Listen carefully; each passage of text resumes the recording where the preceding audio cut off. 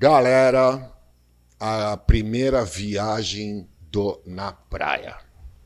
Estamos aqui em Itanhaém, litoral sul de São Paulo, num pico que faz um trabalho, que mora um cara que já esteve em um programa meu e eu faço questão de todos os meus programas ele estar presente. João Malavolta, da EcoSurf, um trabalho ecológico de proteção ao meio ambiente, das praias, dos oceanos, conhecido nacionalmente. Ele acaba de chegar agora de um mês no Nordeste, disseminando o trabalho dele, plantando as sementinhas por todo esse nossos 8.000 quilômetros de litoral. E, claro, ele está aqui nas suas novas instalações, naquele perrengue, tudo, né, Mala? Tudo assim, ele mesmo fazendo. E eu falei, Mala, vou aí te dar uma força, vamos gravar essa nova etapa, essa nova fase do teu projeto, da tua vida.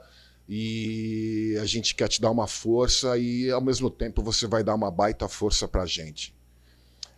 Meu povo, João Malavolta, EcoSurf, é contigo. Porra, primeiro, essa introdução aí, você trouxe realmente um recorte importante desse momento da minha vida. Estamos em novos ares, uma base nova que a gente está construindo. A EcoSurf House, eu acho que isso aqui é o 6º espaço que a gente está montando. E como você falou, a gente está fazendo tudo artesanalmente falando, né? Todo dia a gente faz um pouquinho. E Boris, diretor, Fabão, é uma satisfação recebê-los aqui nessa nossa nova morada. A energia que vocês estão trazendo já está condensando aqui nesse ambiente, nessa atmosfera e deixando o astral muito alto. Então, só agradeço mesmo vocês estarem aqui hoje em Itanhaém. E é isso, a gente está recomeçando a estruturação, né, de um espaço físico para EcoSurf na cidade de Itanhaém. São 22 anos já que o projeto começou aqui e a gente sempre viu como algo importante ter esse local de encontro, esse ponto de referência, onde a gente pode planejar nossos projetos e campanhas, reunir os parceiros, os colaboradores, os voluntários e os amigos, né, para a gente poder cada vez mais colocar força e energia nessa causa que a gente tanto defende, que é a conservação ambiental, a proteção do oceano, o cuidado da praia. Então, para nós é uma honra estar na praia, na Rua da Praia, e é uma rua muito simbólica esse lugar, que ela leva o nome de uma pessoa, do avô de uma pessoa, e essa pessoa também recebeu o mesmo nome, que é Ernesto Zuardi, diretor. Teve a oportunidade de trabalhar, de conhecer o legado dele, um dos grandes ambientalistas do século XX, né, no Brasil. E tem um legado muito vasto de conservação da Mata Atlântica, da cultura caiçara. A atuação dele foi muito forte na região aqui, né, ele é morador de Itanhaém, no Vale do Ribeira. Então, é uma honra, inclusive, ter o espaço da EcoSurf na Rua Ernesto Zuardi, em Itanhaém. E parabéns pelo programa. Eu estive no Contra-Regra, onde a gente bateu um papo ali de algumas horas, pudemos falar de tudo, né? Quando a gente fala de tudo mesmo, né? Sem ficar em cima do muro, quando se fala de política, da visão de mundo, do papel do surfista no cuidado com o meio ambiente. E acho que o Na Praia também tem no seu DNA essa abordagem, né? Da gente também conseguir aqui ter essa tranquilidade de externalizar nossos pontos de vista. Então, é um grande prazer tê-los aqui e estar participando do Na Praia. Mala, sempre que alguém se propõe a nos receber dentro do seu lar, né, da sua morada, mesmo em que pese o fato de você concatenar o útil ao agradável, de também colocar aqui as instalações da EcoSurf, o escritório, que vai ser um ponto de encontro para as pessoas, uma referência, etc. Para nós é assim, é inesquecível, cara. É uma coisa que a gente vai ficar grato para sempre, porque a nossa casa é a nossa casa, né? O nosso espaço é o nosso espaço. E você nos permitir estar aqui hoje a honra é nossa, o privilégio é todo nosso, porque o Na Praia a gente entende que não somos o Fabão e eu, a Fabi e todo mundo que está envolvido, né, na produção que fazemos. Não somos nós, a gente só oferece o meio, a mídia. Quem faz o programa são pessoas como você, que é isso que o programa se propõe. É a trazer as experiências, as histórias, né, e as vivências desse pessoal que, pô, por gostar da praia, por se preocupar, por ter essa noção de coletividade, saber que aquilo não é só dela, é de todos, né? Se propõe a fazer um trabalho de preservação, de proteção, de manter aquele espaço sadio, saudável, entendeu? E a gente está sempre aberto, cara. Você sabe muito bem que desde o Contra-Regra eu coloquei o espaço, a disponibilidade tua, do Maurício, que estava com a gente também, que é outro cara que eu vou trazer para cá. Tá, Maurício? Ó, fique esperto, porque o próximo convite eu tenho certeza que você vai estar aqui, como você nos prestigiou no primeiro. Mala, o trabalho da EcoSurf já está muito bem divulgado, né? Você tem aí muitos seguidores na página nas mídias sociais da EcoSurf, até na tua própria mesmo. Então eu não vou me prender a introduções aqui do trabalho da EcoSurf. Eu gostaria de dar uma ênfase em 2 tópicos que eu acompanho, né? Todo o teu trabalho, você sabe disso. Agora com muito mais profundidade, muito mais assiduidade, que a gente está nessa parceria, que, pô, eu agradeço a Deus que está conspirando para colocar pessoas como você no nosso caminho. Eu queria me concentrar em 2 assuntos, Mala. Primeiro, essa tua viagem para o Nordeste, que eu achei fantástica, muito legal. Eu vi as fotos, os vídeos que você publicou, os picos maravilhosos, uma galera que te recebeu de braços abertos também. E depois disso, esse documentário muito louco que você fez parte, que eu vi os teasers, vi os spoilers, que foi lançado agora no Sesc, né, recentemente, e que nós vamos estar também divulgando aqui no Na Praia, podem ter certeza disso, o endereço, tudo direitinho onde vocês podem ver, vamos estar soltando, ajudando o Mala Volta na divulgação desse documentário. Me fala dessa trip do Nordeste, cara, conta pra nós, como é que foi essa viagem lá pros nossos conterrâneos? Porra, cara, eu amo o Nordeste, né? Eu posso dizer pra você que eu amo o povo do Nordeste. É incrível a receptividade. Eu tenho grandes amigos no Nordeste, isso já há muitos anos. Sempre que eu tive a oportunidade, eu estive no Nordeste, então eu sou sempre muito bem recebido. E agora a gente estava com uma campanha chamada Nosso Oceano, que percorreu 25 praias no Brasil. E a terceira etapa do circuito de praias era o Nordeste. E aí a gente tinha 3 estados alvo, que era Bahia, Pernambuco e o Ceará.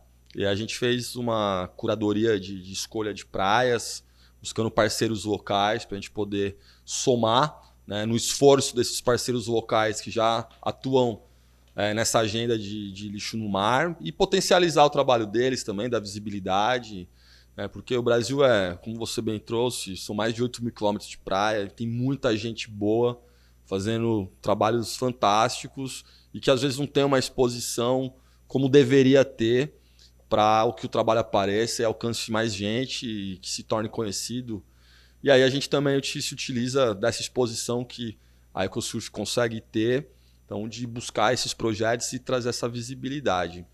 Então, na Bahia, a gente fez um trabalho numa praia muito famosa, né, que é a praia de Itapuã. Né? Então, a música que marcou Passar uma Tarde em Itapuã, pô, Fala eterna, de Amor Itapuã. Eterna. Então, a gente fez uma ação muito legal na praia de Itapuã também, com os voluntários.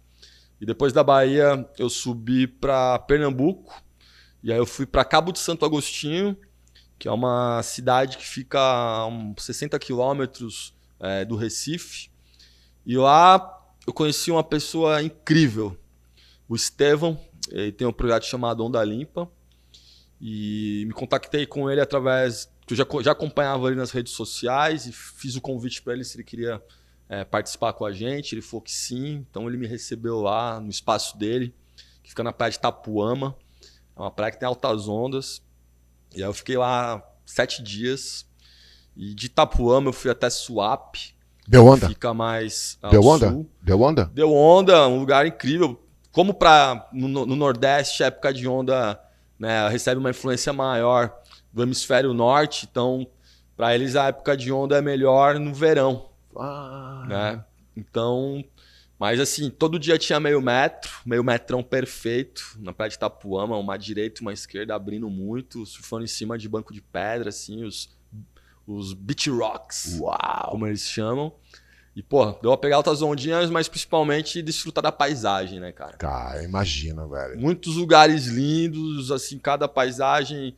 E é isso, né? A gente até comentou aqui que a nossa perspectiva não é de turista, é de viajante, né? De viver, de experimentar Sim. a cultura do lugar, ter essa experiência com a comunidade. O cigano das praias. Exato. Então eu tava com uma pessoa que é local e aí ele me apresentou assim lugares que você só vai conseguir conhecer com alguém que realmente pertença, né, àquele território. Pra você ter uma ideia, eu fui no Banho de Argila, que é onde o Chico Sainz gravou o clipe da Lama ao Caos. Né? Então, cara, foi muito louco porque é uma lagoa que tem uma argila terapêutica, é um estudo da Universidade do Estado de Pernambuco que pegou os nutrientes ali dos minérios que compõem todo aquele solo argiloso e aí dentro da lagoa você usa aquela argila para passar no corpo. E aí a gente se enlameou de argila. Voltaram ali, a ser criança, tomamos né? banho de argila e não tinha ninguém no lugar, assim, foi um dia muito legal. E você passa argila no corpo todo. E aí depois tomamos aquela gelada ali, todo cheio de argila, deixando o sol secar a argila no corpo. Lógico. E depois você toma o banho, tira a argila e a gente foi embora. Cara, incrível que pareça, à noite, tá, fui tomar um banhão mesmo. E, cara, tu passava a mão na pele, a pele tava lisa, brother. Assim, uma coisa que eu não acreditei, saca? Caraca. Tipo, depois tu vai ver à noite a pele, eles falavam. Daí à noite eu tive a prova. Falei, caraca, tu volta a ser ali. É porque ficar na praia judia da pele, né, cara? Não. Sol, maresia, sal. Muito. Né? E daí esse banho de argila pra mim, assim, realmente eu tomei a prova e funciona. A pele agradeceu. A pele agradeceu. E aí fiquei lá essa temporada de uma semana. E aí fizemos um trabalho de limpeza de praia também com a comunidade lá, super envolvida, super participante. E foi incrível porque quando a gente foi programar essa viagem, né, a logística era bem difícil por uma questão até relacionada aos investimentos. A gente não conseguiria levar toda a estrutura que a EcoSurf tem. A gente tem uma boa estrutura de trabalho em praia, com tendas, com som, com carro, etc. Então a gente consegue, né, dar uma infra para poder fazer um trabalho bom, atender bem o voluntário. E lá a gente não teve como levar essa estrutura. A gente estava alguns milhares de quilômetros, né, da nossa base principal, que é aqui no Sudeste, a região São Paulo, Santa Catarina, Rio de Janeiro, onde a gente consegue atender com estrutura se a gente utilizar de transporte terrestre. Uhum. E aí que eu cheguei com uma mala, 2, 3 malas com equipamento, material de trabalho, uma mochila de roupa e meu computador, né? Então isso foi a EcoSurf no Nordeste. E aí o mais legal, porque a gente tem um padrão de trabalho, tem uma metodologia que a gente aplica, né? Então não é só uma limpeza de praia, né? O nosso foco é muito mais nessa experiência do voluntário. Isso que está sendo muito bem recebido e bem sucedido nesse processo, porque hoje no modelo que a gente tem, né, do descarte inadequado de resíduos das cidades que vazam para os rios, desse turismo predatório que impacta a praia com a poluição das pessoas que vão consumir gêneros alimentícios na areia. A gente sabe que você limpa num dia, no outro dia a praia pode estar suja de novo. Dependendo como a maré também se comporta, o lixo que já está no fundo do oceano, ele acaba chegando na areia. Então a gente sabe que o trabalho de limpeza de praia é uma ferramenta para você sensibilizar as pessoas. Então o nosso foco hoje não é mais tirar lixo da praia. Uhum. A gente desafeta o ambiente quando a gente extrai esse material, resíduo sólido, plásticos que estão na areia da praia. mas nosso foco é no voluntário. Então, a experiência que a gente teve em Pernambuco foi muito incrível. E depois eu saí de Pernambuco e fui para o Ceará. No Ceará eu tenho grandes amigos que a gente já trabalhou em projetos, né, junto há décadas atrás. E aí fui recebido por esses amigos.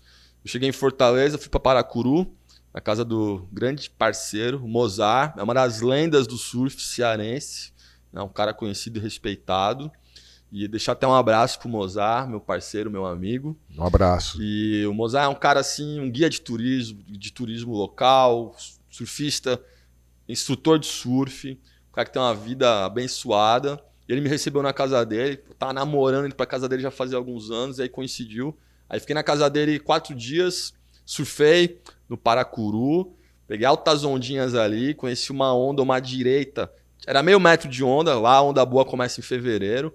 Meio metro de onda, cara, mas uma direita que você corre 500 metros na marola. Ô, louco. É sensacional. E num beach rock também, assim. A onda vem em cima das pedras.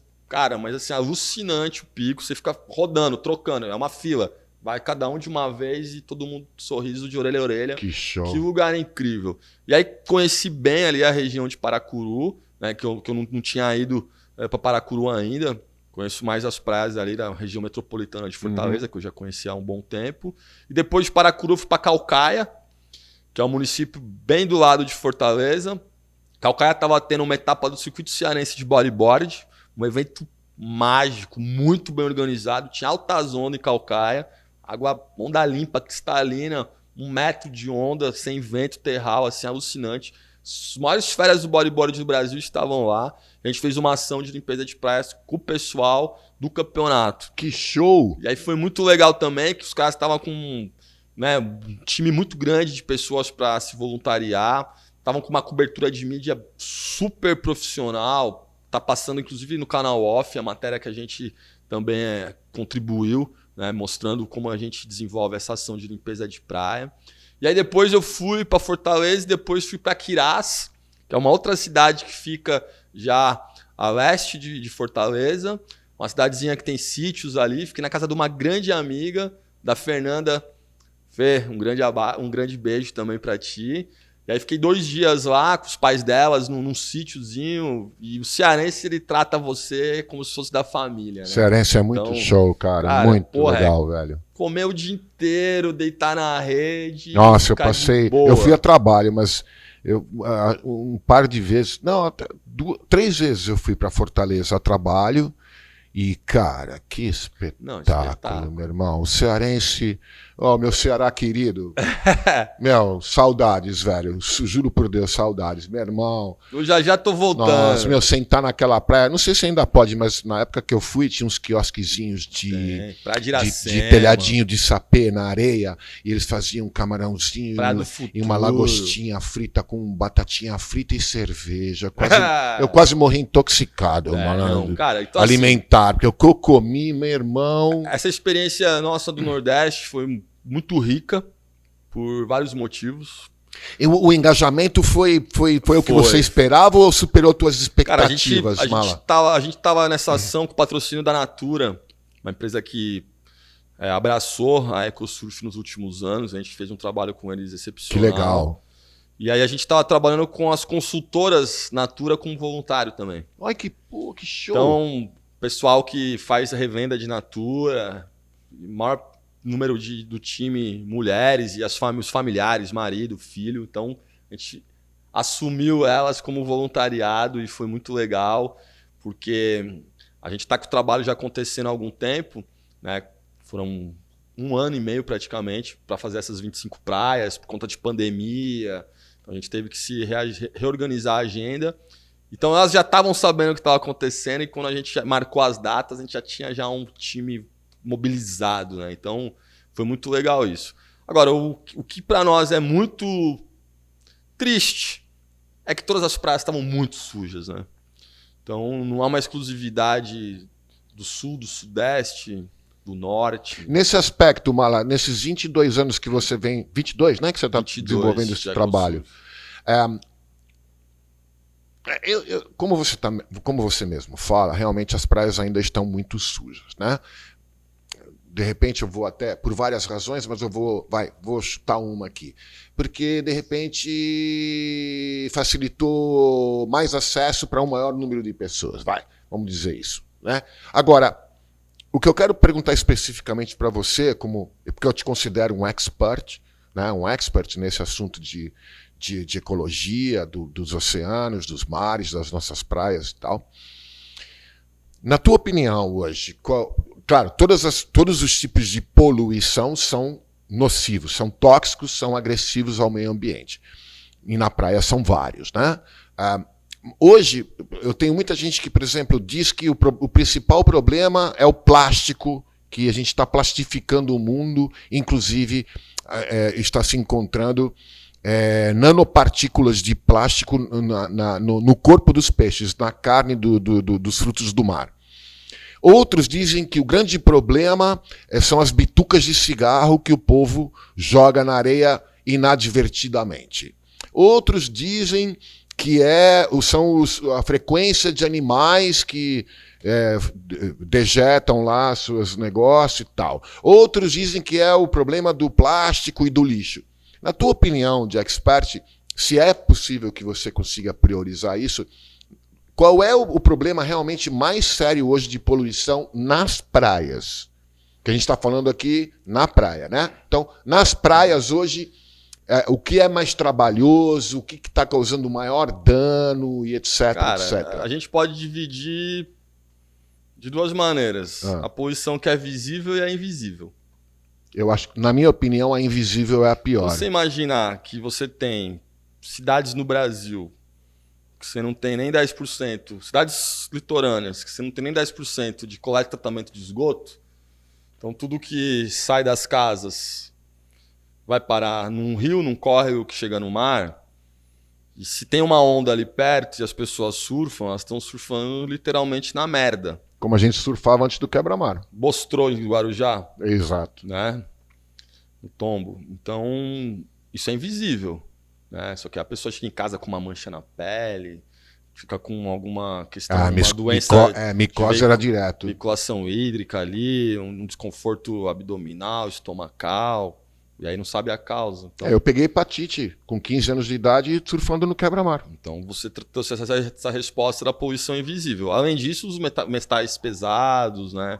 Então Santos, você tem ali uma área portuária, falando especificamente de Santos, é uma baía, então a gente tem ali uma dificuldade das correntes, né, se movimentarem dentro da baía, então dependendo da força da maré de vento e o que drena da cidade de esgotamento. Agora, tem um problema de substância química pesada no estuário do Porto. É mercúrio ou é chumbo? Então, o que acontece no estuário do Porto eu não vou saber precisar qual exatamente. Eu acho que é uma dessas duas, ou mercúrio ou chumbo. O tipo de substância. Mas Santos é uma cidade que a gente tem como uma das cidades top one, talvez, no Brasil, de redes ligadas de esgoto. Né? Tem um emissário submarino, enfim. Porém, você tem essa questão do porto. Né? O que acontece? Você tem ali o polo industrial de Cubatão, que opera há mais de 30, 40 anos ali. Então, antigamente, você não tinha uma fiscalização tão eficiente, uma legislação tão exigente. Então, tudo aquilo que era rejeito químico industrial era lançado no estuário e fatalmente saía pela Baía de Santos e pelo Canal do Porto. O Canal do Porto tem muita matéria decantada. Então, resíduo químico decantado, que está no assoalho. No lodo, isso. E aí o problema é quando se fala, né, dar um exemplo do que seria o impacto disso, quando se fala de dragagem do porto, você tirar, mexer nesse material que já está decantado ali, você vai aí dispersa tudo de novo. Dispersa tudo de novo. Então existe isso ali. Então sempre que se draga o porto, né, você pode ter esse problema e aí... Dependendo das marés, isso vai parar no canal. Não, e o pior de tudo é que a draga, né, ela vai dragando, ela enche, aí ela vai lá para fora e joga aquele lodo contaminado lá no fundão. E aí já contamina o fundão também. Um outro dado que foi muito sério e gerou muita polêmica quando foi divulgado, a quantidade de partícula de cocaína na água da orla de Santos ali. Sim. Também, né? Então, assim, estamos falando da poluição invisível, que é muito grave, é muito sério, por metais pesados. A gente sabe que isso causa patógenos, câncer, né? Tem os poluentes orgânicos persistentes. Pô, será que é por isso que eu sou tão adrenado, Fabão? Que eu tô surfando e engolindo cocaína da galera? Né? Bebendo. Sei lá, né, Malavolta? Porque, pô, mano, eu não consigo baixar a rotação. Agora, da poluição visível, aí você tem os plásticos, né? O próprio filtro de cigarro, na composição dele, vai plástico ali, né? Vai fibra sintética. Então, os plásticos, eles viraram como se fosse uma espécie bandeira agora. Então, quando você fala dos problemas gerados pela poluição, aí tem a poluição do plástico, tá entre o top 5 desse ranking aí. Tá.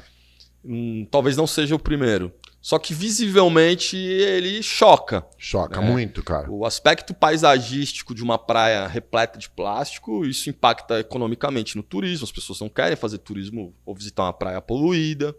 Você tem essa interação desses resíduos plásticos, dos animais com esses materiais, as tartarugas é o exemplo mais clássico, que leva esses animais a óbito, né? Essa interação. Quando uma tartaruga ela ingere, por exemplo, uma sacola plástica, e aí ela acaba com uma sensação de saciedade, ela para de se alimentar, porque aquilo fica bloqueando não digere, ele não digere, cara. E aí ela morre por inanição, ela morre por fraqueza. E aí o mais incrível, que a tartaruga morre, é um ser, né, um animal orgânico, e aí ela acaba se deteriorando, decompondo, né? E esse plástico em algum momento se solta da carcaça da tartaruga e volta novamente pro ambiente a fazer vítimas, né? Então, e aí o plástico hoje você tem uma variedade de plásticos, né? Você tem os termos rígidos, você tem os flexíveis. E quando a gente fala de plástico, acho que o destaque que a gente sempre tem que trazer é o plástico descartável. Acho que a gente não pode ficar vilanizando todos os tipos de plástico, porque olha só ao nosso redor, né? Olha só a quantidade de equipamentos que a gente tem aqui hoje e o plástico faz parte desses materiais. Só que são aplicações de plásticos nobres, né? Se você pegar um veículo, por exemplo, um carro, se o carro fosse todo de metal, imagina a quantidade de pneu que você ia gastar, a quantidade de combustível que você ia gastar. Um avião, por exemplo, quanto seria o preço de uma passagem, né? Se o avião não fosse mais leve, né? Porque o preço da passagem aérea é associado ao valor do combustível também. Uhum. Então, o plástico ele veio para ajudar a gente a ter qualidade de vida, para aperfeiçoar muitas coisas do nosso dia a dia. No uso hospitalar, por exemplo, que aí sim você tem um recorte muito específico de um plástico descartável, que você conseguiu melhorar a qualidade de proliferação de vírus e bactérias, que o plástico, por ele ser um material inerte, seringas descartáveis, você descarta, incinera e você consegue, né, fazer com que você tenha um sistema de limpeza desses ambientes muito maior. Agora, o canudinho é um plástico desnecessário se você realmente não tem ali dificuldade de ingestão de líquidos. Você pega hoje a sacolinha de supermercado, é um plástico desnecessário de ser oferecido. Não, cara, você sabe que foi bom que você levantou esse tema, né, especificamente da sacolinha de plástico. Eu tenho reparado, porque veja bem, eu vou fazer um comparativo aqui, tá ok? Em Londres, com relação ao canudo, o governo e os próprios clientes, né, o customer, o freguês, está pressionando o McDonald's, Burger King, enfim, quem se utiliza de canudinhos plásticos a trocar por canudinho de papelão reciclável. E, cara, McDonald's trocou, Burger King, todas as grandes chain foods, né? As food chains estão trocando tudo. Bombou essa campanha lá em Londres.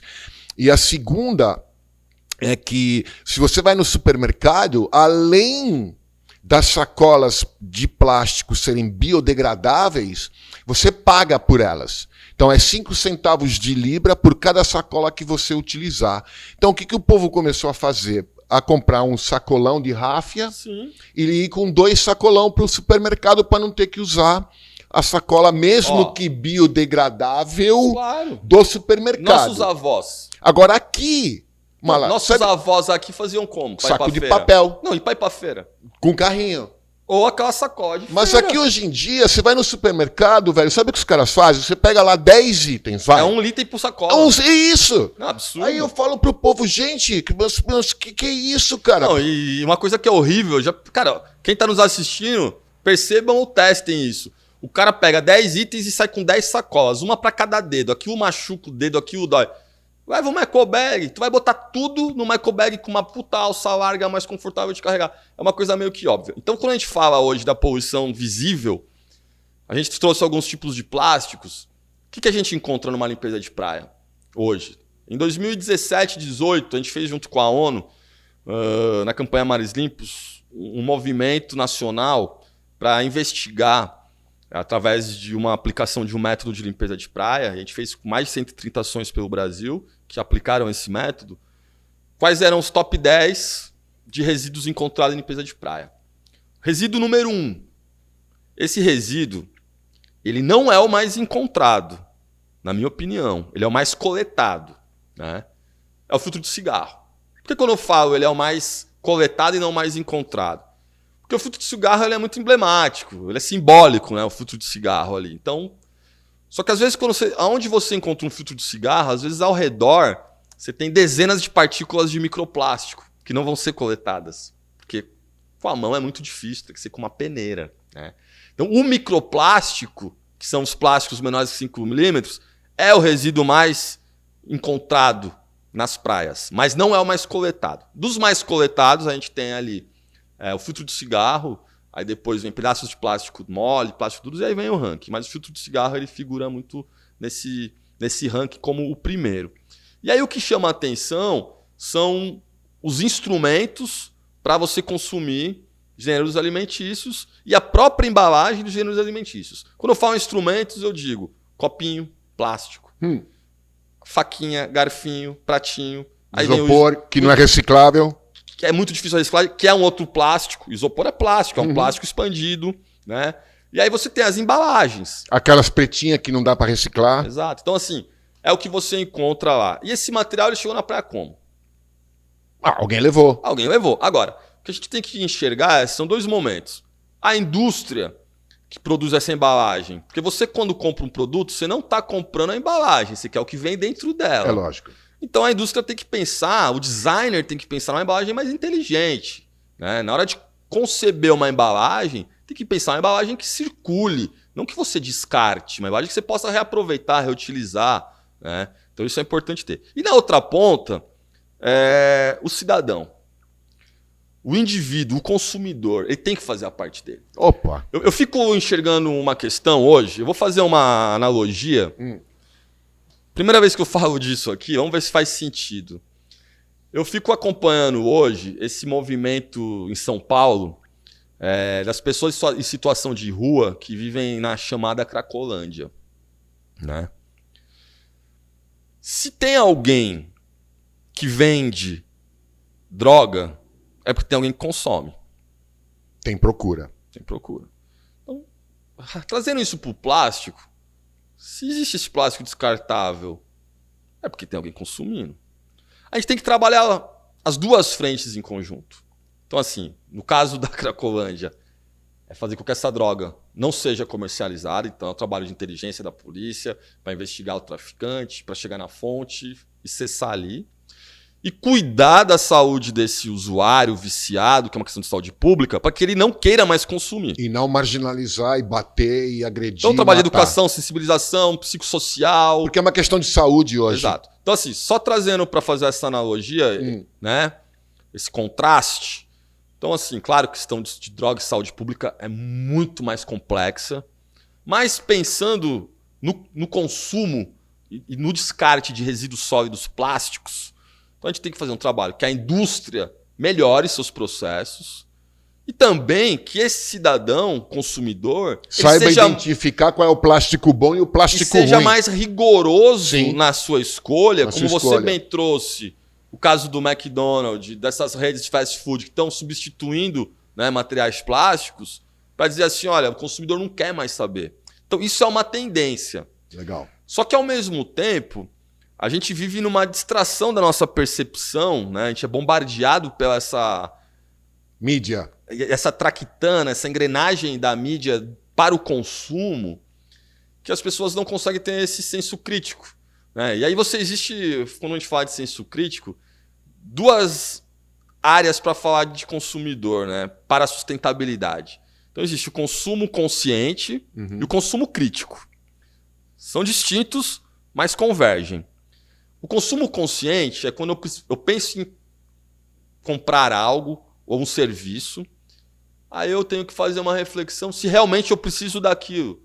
Né? Vou comprar um boné, mas eu já não tenho 10 bonés? Porra, tem 10 bonés, por que você precisa de mais um? Opa, isso é o consumo consciente. Ou quando esse cara for pensar em comprar algo, que ele fala, vou comprar isso porque eu vou poder reaproveitar. Né? Então vou comprar uma embalagem, uma sacola plástica, mas uma que eu reaproveite, uma eco bag. Né? Então isso é o consumidor consciente. Já o consumo crítico é o cidadão que, além de ter esse consumo consciente como uma prática, ele cobra, ele pergunta de que ele está consumindo. Né? Porque eu sempre falo isso, quando você consome, você escolhe o mundo que você quer viver. Fato. Então você consumindo produtos, serviços de empresas que estão fazendo a parte delas, quando a gente fala de responsabilidade social, quando a gente fala de ESG, que virou, né, a sigla da moda, que é o Environment, o Social e o Government. Quando a gente olha para isso, as empresas sérias estão fazendo isso, não só o greenwashing ali, esse vernizinho, esse banho verde, essa perfumaria para dizer que é sustentável, mas quando você pega o balanço de uma empresa dessa, você vê que aquilo ali é só figura de linguagem para fazer peça publicitária.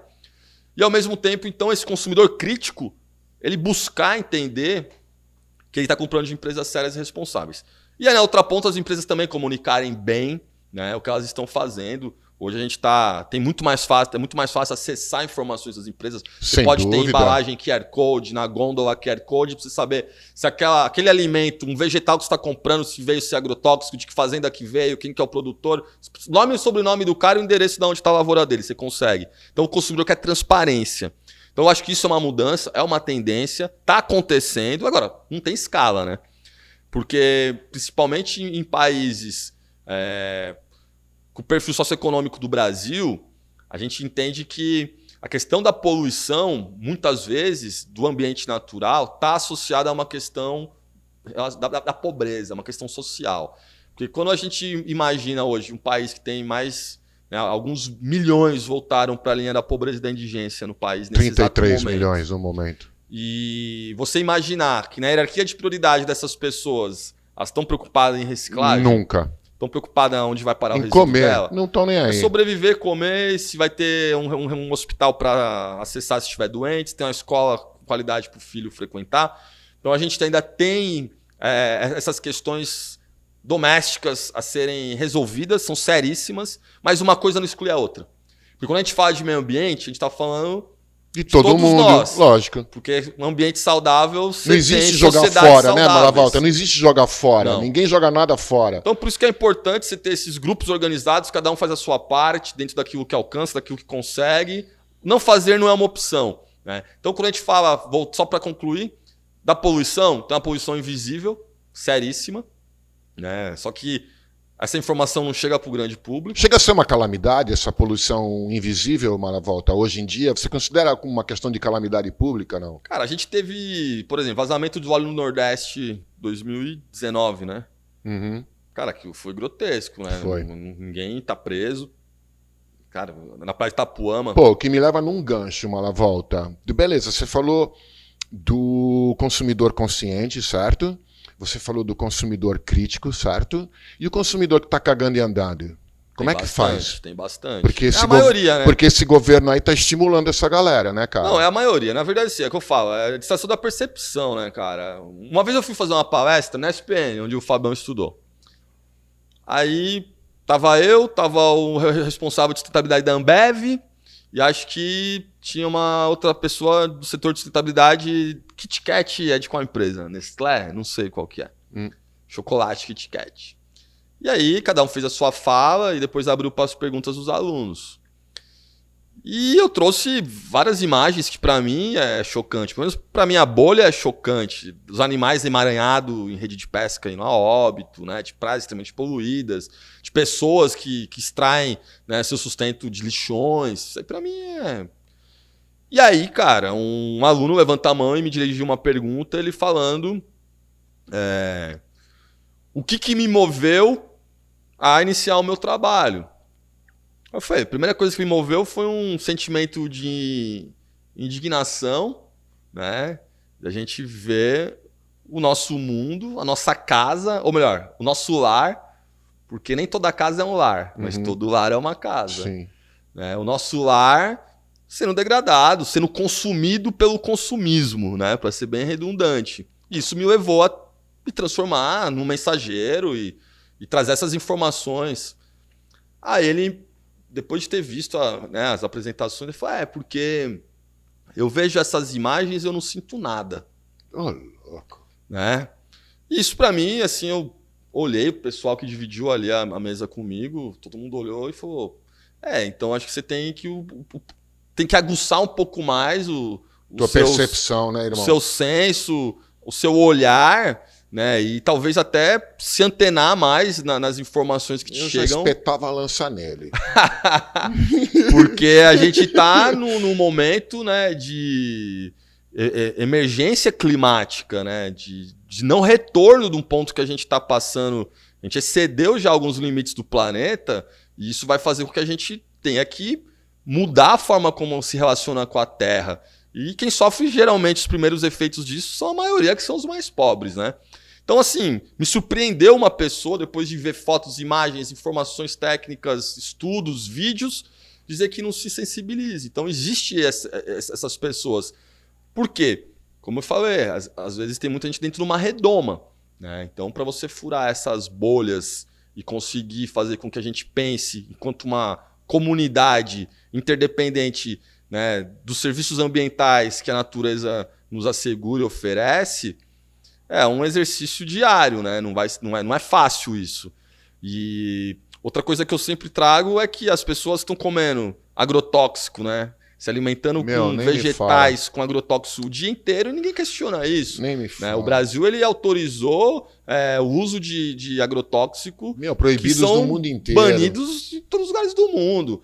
E isso pouco se fala. Né? Então, assim, cara, a gente tá se autodestruindo e não tá percebendo, né? Então a quantidade, né? Tem uma coisa que diz assim, desembala menos, descasca mais. Se você for no centro de Itanhaém, você vê a quantidade de farmácia que abre e de quitanda e sacolão que fecha, você não encontra mais uma quitanda do bairro, um sacolão. Olha que medidor legal que tu descobriu. É só você olhar a quantidade de farmácia que tem, porque as pessoas estão ficando mais doentes. Então, assim, o termômetro para quem vai abrir uma farmácia é saber se tem demanda. E se tem demanda para farmácia é porque as pessoas estão doentes. Olha, boa, Mala. Né? Então, quando você começa a enxergar, tem uma visão mais sistêmica de tudo que envolve, é muito sério. Só que tem gente que não tá nem aí, tem gente que tá desligada de tudo isso. Mala, eu sei que não, porque a poluição atinge todos nós, né? Não só de plástico, mas, por exemplo... água de lastro de navios, que é um problema seríssimo. Invasora, tá?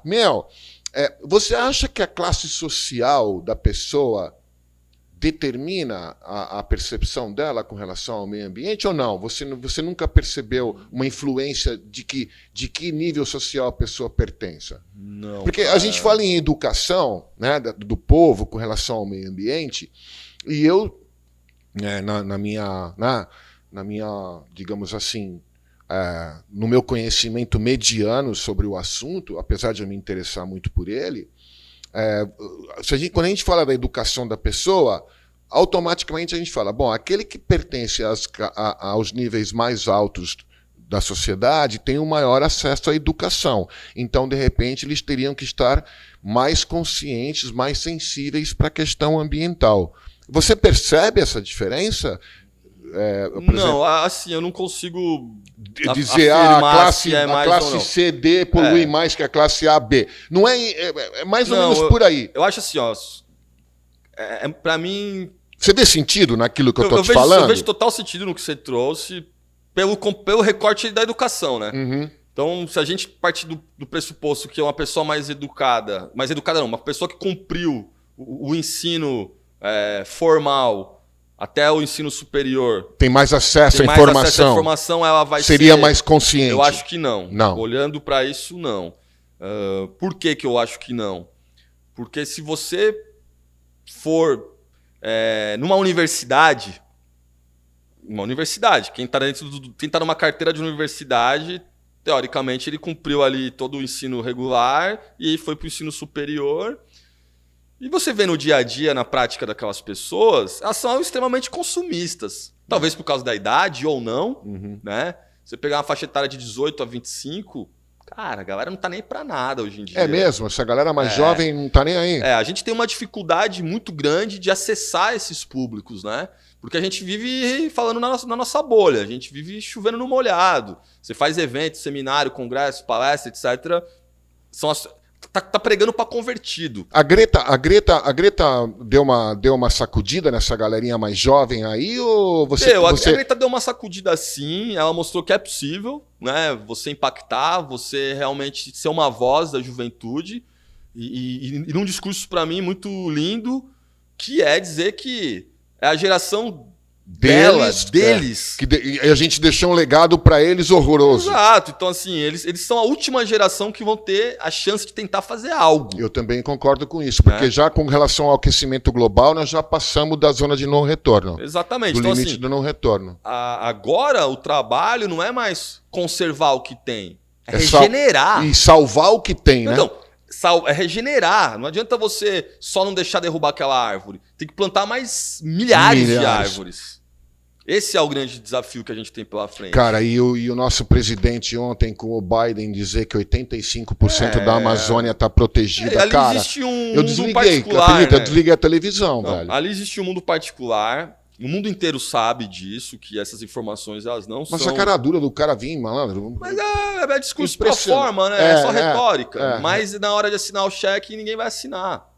Tanto é que o Biden tinha prometido, depois das eleições, não sei quantos bilhões de um fundo internacional, e, se eu não me engano, eles conseguiram arrecadar 12 milhões de dólares. 12 milhões de dólares. Que é nada. 70 milhões de reais. É água de pinga, malandro. É dinheiro de pinga. Não. Agora, a gente tinha investimentos da Noruega, Suécia... França. $1 bi para a Amazônia. Né? Então, agora... Estão falando em 12 milhões como se fosse uma gorjeta. Então não resolve. Na política internacional, o Brasil hoje não protagoniza nada. Na verdade, é vexatório. Né? Como se diz, é uma pária do mundo né, democrático. Porque a quantidade... Né? Hoje a gente está vivendo um momento muito sério. Que o Brasil é o país do mundo que mais mata ativista ambiental. Hoje a gente tem desaparecido na Amazônia um jornalista inglês... E um indianista brasileiro reconhecido como uma figura extremamente competente naquilo que faz. Então, isso é o reflexo de uma política ambiental genocida, né? Que além de perseguir povos indígenas, comunidades extrativistas, né? E agora profissionais da imprensa e da causa indígena que estão desaparecidos. Então, a indução, o recado que esse governo passa... Né, com o passar da boiada que foi falado em reunião ministerial, isso é um absurdo que foi colocado ali, né, como uma estratégia de realmente você... alimentar o mundo, com a desculpa de que a gente alimenta o mundo. Não alimenta o mundo, alimenta boi e galinha. Tá? Quem alimenta... E quando a gente fala de alimentação, é importante trazer para o Brasil um olhar que o alimento que está na mesa do brasileiro não é do agronegócio. Não é do agronegócio. Quem come soja todo dia aqui? Eu não como. Quem come milho todo dia aqui? Eu não como. O que a gente tem de agronegócio é soja e milho. Que é essa commodity que a gente manda para virar ração. Açúcar, café. Agora, arroz, feijão, tomate, batata, né? Cenoura. Cebola, alho. Agricultura familiar. Pequenos agricultores. Esse produtor rural, pequeno produtor rural... que abastece o CEAGESPs da vida. Exato. Então, assim, a gente hoje está vivendo esse momento do Brasil muito sério e delicado. Né? Espero que encontrem com vida, né? As duas pessoas que estão desaparecidas, o jornalista inglês e o antropólogo... Deus permita, cara. Indigenista brasileiro. E que a gente entenda que o Brasil hoje... Quando a gente fala de política internacional de meio ambiente, ninguém acredita no que o governo oferece de informação. Porque tem muita pesquisa séria, tem satélite mostrando. Né?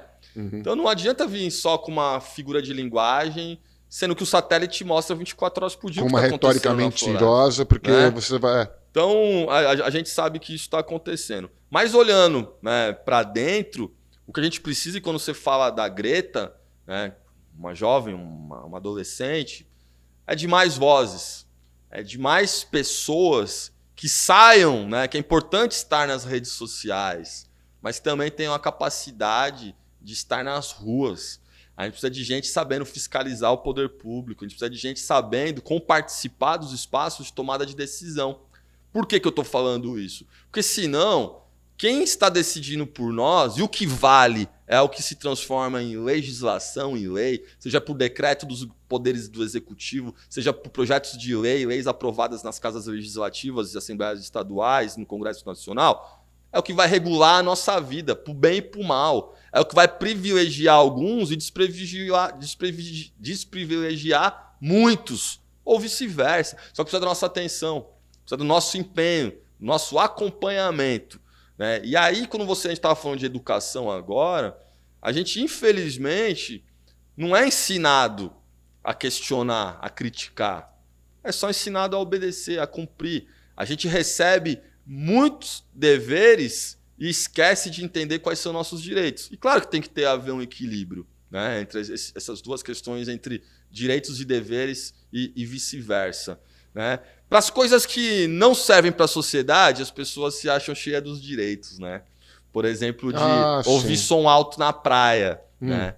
Mas ela esquece que ela tem o dever também de pensar na coletividade, e a liberdade dela termina quando começa a minha. Imagina se todo mundo levar uma caixinha de som pra praia, irmão. Vai virar uma torre de Babel. E eu não sei se eu falei, trazendo ainda esse recorte da educação, né?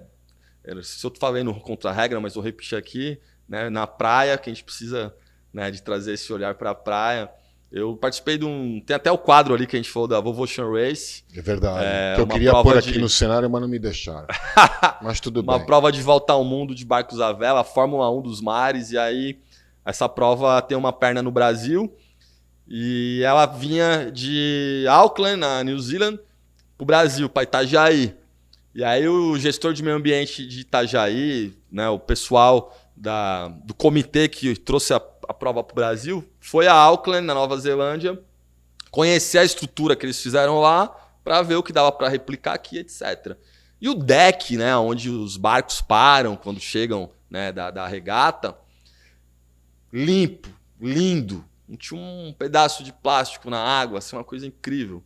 E aí o gestor aqui, o Vitor, deixou um abraço para o Vitor Silvestre, o Vitor chamou o gerente do lugar e falou: me fala uma coisa, como que vocês fazem para manter isso aqui tudo limpo, né, bonito? Aí o gerente, o neozelandês, falou: baixou uma lei aqui há 5 anos atrás e ficou limpo. Aí ele falou: mas quem fiscaliza? Aí o gerente perguntou: o que é fiscalizar? O que eu quero dizer com isso? O Brasil é um país, não sei se nos outros países é assim também, mas aqui tem lei que pega e lei que não pega.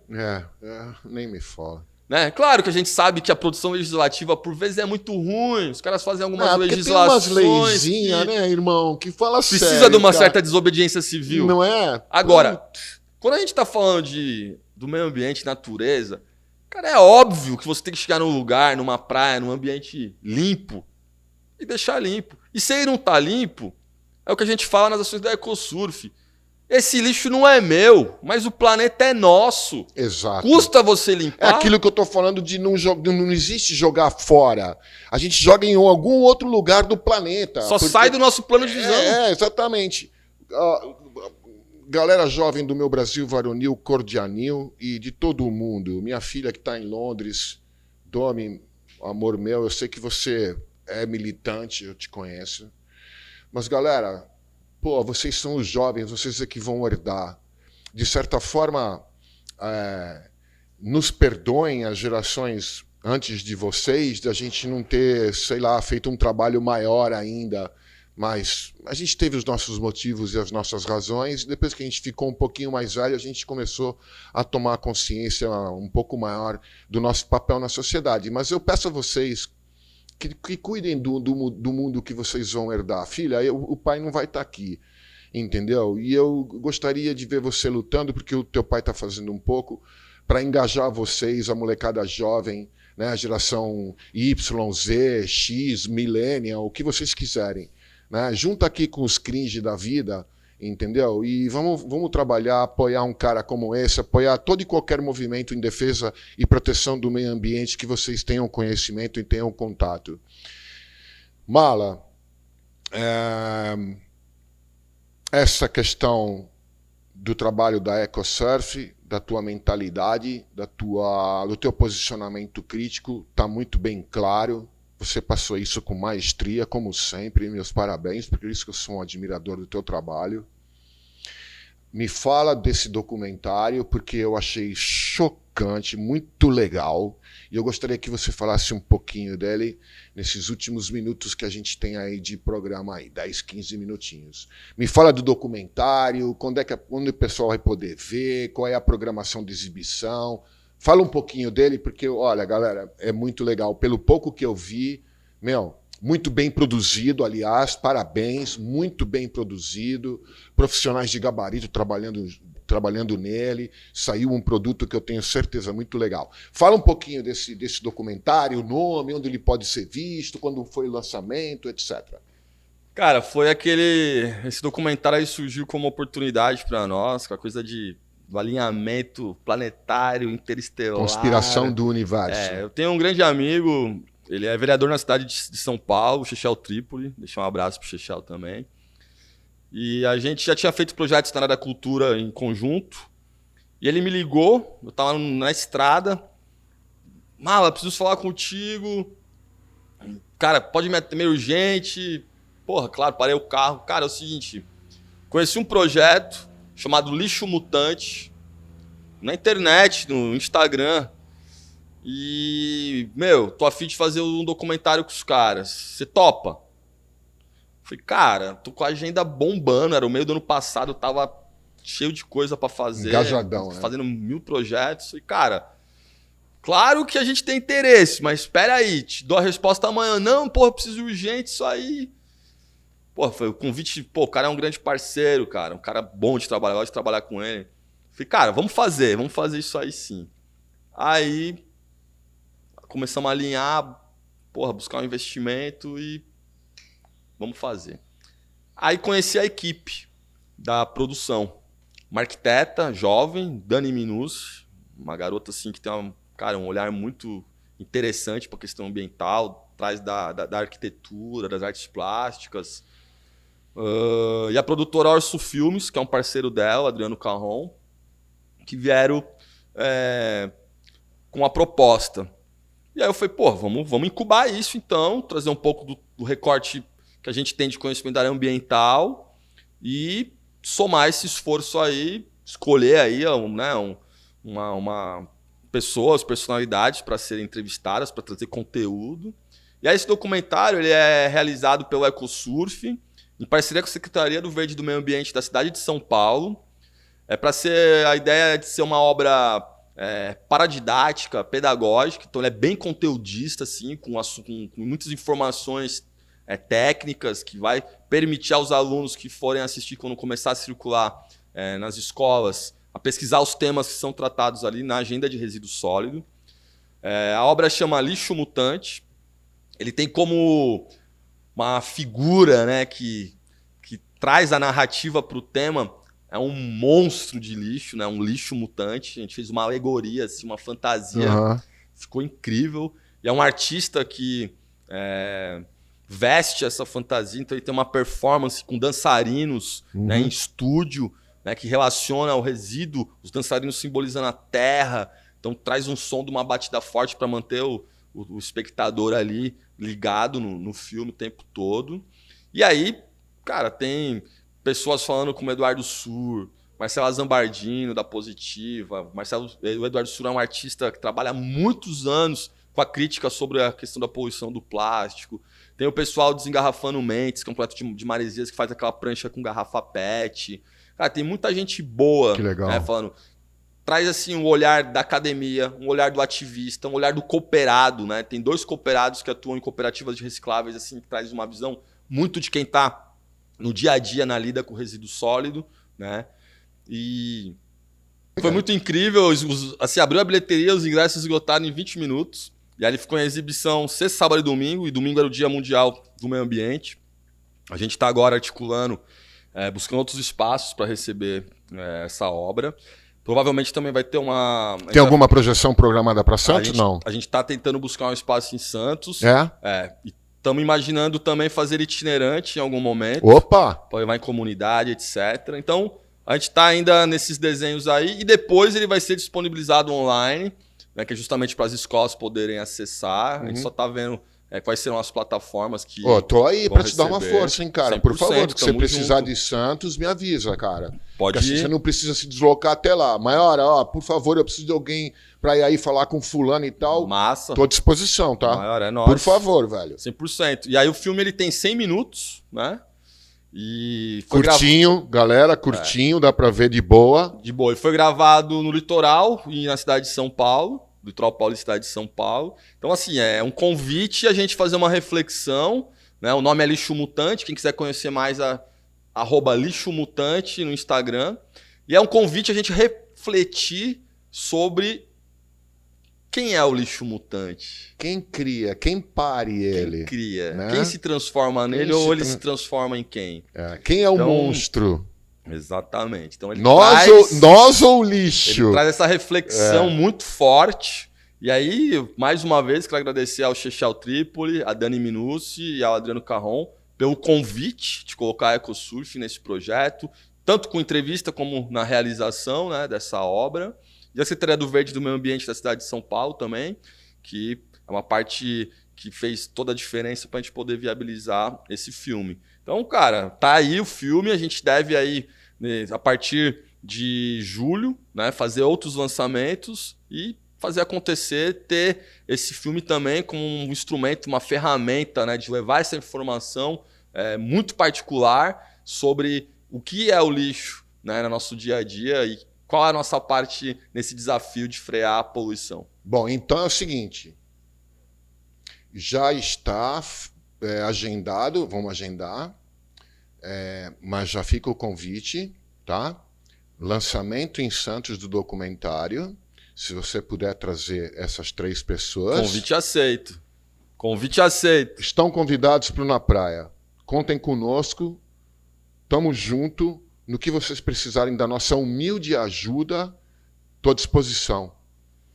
Fechou, Maiora. Irmão, obrigado por Tamo me receber junto. na tua casa. Porra, eu que agradeço. Muito obrigado pelo badeco que tu agilizou para nós. Muito Fabão show. Tá ali quase cochilando. Não, o Fabão, ele tava quase dormindo. Eu tava aqui de canto de olho. Ele já tava quase babando no ombro. Galera, muito obrigado mais uma vez pela audiência de vocês. Eu espero que vocês tenham curtido bastante essa nossa entrevista com esse cara sensacional, essa alma iluminada que a gente tem a sorte de poder conviver. E até a próxima. Aloha. Porra, altos clipes.